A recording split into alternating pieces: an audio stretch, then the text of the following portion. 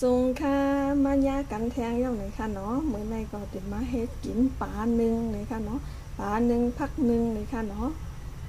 เอาค่ะกำลังเขาก็ติดมาตัวค่ะเนาะเขามาตัวพักมันเลยค่ะเนาะพักในก็กำจะเขาเคยใส่กล้วยในค่ะเนาะใส่ใครใส่พัก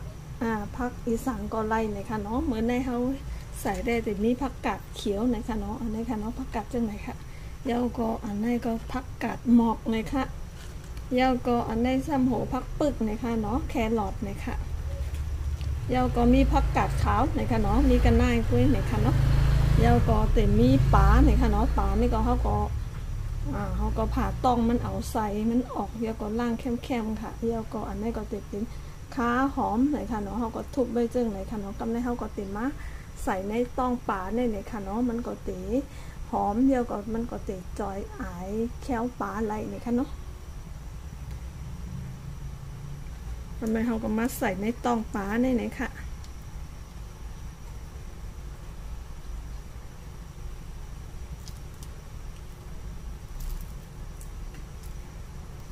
เอาค่ะกับในก็เขาก็ติเอากว่านึงค่ะเนาะอันนี้ก็เขาก็หม้อนึงนี่ก็เขาก็ติใส่น้ำต้มไว้ก่อนเลยค่ะเนาะแล้วก็เอาหวานใส่ค่ะ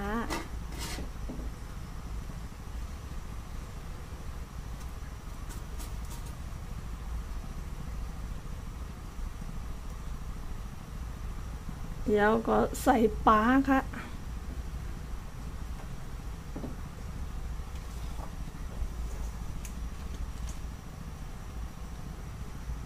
แล้วก็พักจนไหนก็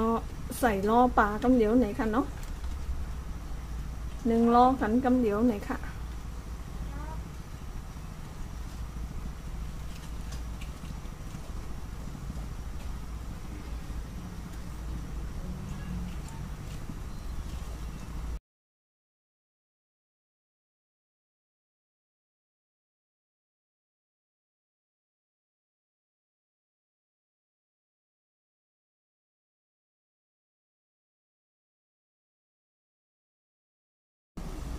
เจียวก็กำในเขาก็ปิดฝาแล้วก็หนึ่งให้ปลาเขาก็สุกไหนค่ะเนาะ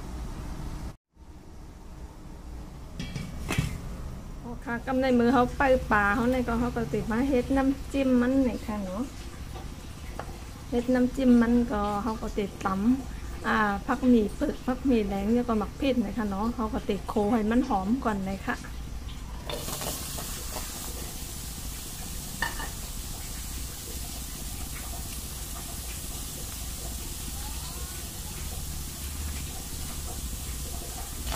ผักหมี่แรงเนี่ยก็เขาก็ติดซอยวาง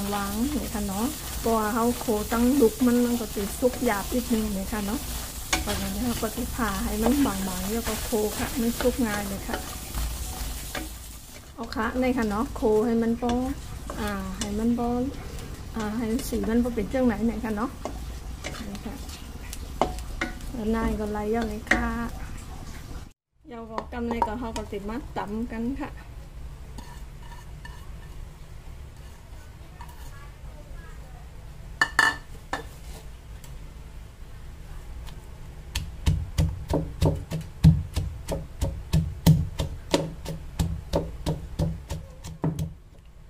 ค่ะมองนายก็ไล่ยังไงค่ะเนาะ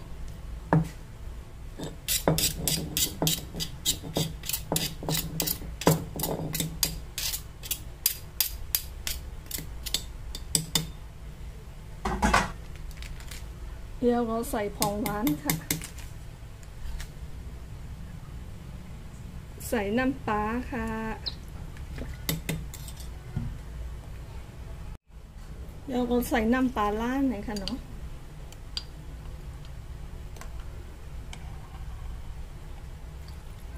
ใส่2 จ้อค่ะเดี๋ยวก็ใส่เกลือหวานนิดนึงค่ะ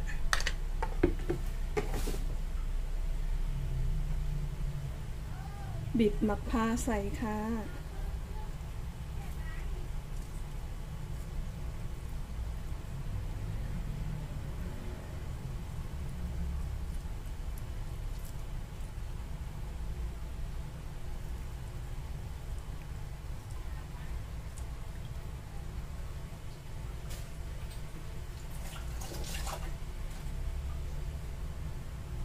แล้วก็คนให้มันเข้ากัน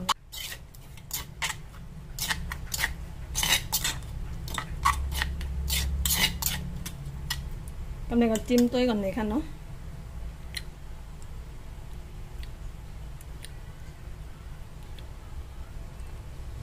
จางอีกนึงเลยค่ะเราใส่น้ำปลาแทนอีกนึงค่ะ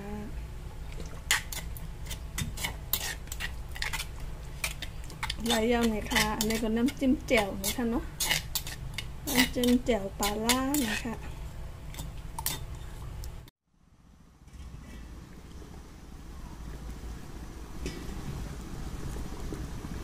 ออกค่ะในขนมป่าเขาก็ซุกย่องในกันเนาะผักมันก็ซุกย่องกับในก็เขาก็ปิดไฟไหลย่องในค่ะเนาะอันนี้ก็ต้มไว้หมก20 นาทีในค่ะเนาะ20 นาทีในก็ซุกย่องในค่ะเนาะทำในก็ปิดไฟไหลย่องในค่ะค่ะซุกย่องในค่ะเนาะปลาหนึ่งผักหนึ่งเขาค่ะตั้งน้ำจิ้มมันหวานๆในค่ะเนาะกินไหลย่องในค่ะ